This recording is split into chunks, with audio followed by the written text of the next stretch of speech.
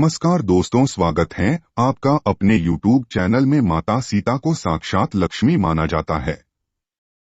वे श्री राम की ही तरह शक्तिशाली हैं। वे चाहती तो रावण को उस वक्त भस्म कर देती जब वह हरण करने आया था। वे चाहती तो अशोक वाटिका में पहुंचकर भी रावण को भस्म कर देती है या उसका किसी भी वक्त वध कर देती।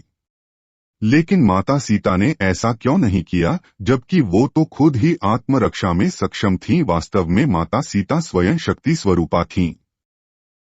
मान्यता के अनुसार कहते हैं कि जब सीता जी ससुराल आई तो उन्होंने सबसे पहले ऋषिमुनियों और परिवारीजनों के लिए खीर बनाई और दशरथ सहित सभी को परोसी।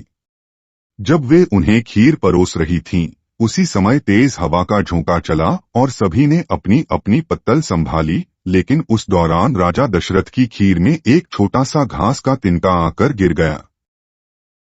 माता सीता ने उस तिनके को देख लिया था, परंतु खीर से वो तिनका सबके सामने कैसे निकालें, ये बड़ी दुविधा थी।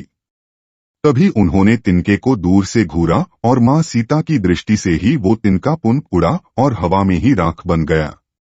सीता जी को लगा कि उनका ये चमत्कार किसी ने नहीं देखा, लेकिन राजा दशरथ ने ये सब देख लिया था और वो समझ गए थे कि यह कोई साधारण स्त्री नहीं बल्कि जगत जननी है। उनके इस चमत्कार को देखकर वे डर भी गए थे।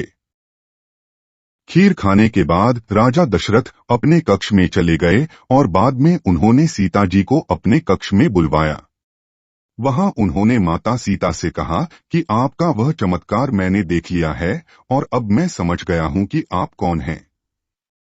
इसलिए आज आप मुझे एक वचन दीजिए कि जिस दृष्टि से आपने उस तिनके को देखा, उससे कभी किसी और को नहीं देखेंगी। इस बात को सुनकर माता सीता ने दशरथ जी को वचन दिया कि मैं कभी किसी को इस दृष्टि से नहीं देखूंगी। जब रावण ने उनका हरण किया था तो वो स्वयं ही उसे भस्म कर सकती थीं, परंतु वो राजा दशरथ को दिए वचन से बंधी हुई थीं। इसलिए जब रावण उनके करीब आने का प्रयास करता था या उन्हें धमकाता था तो वो उसे कुछ नहीं करती, बस हाथ में तिनका उठाकर घूरने लगती थीं और उसके प्रति अपने क्रोध को नियंत्रित करती थीं।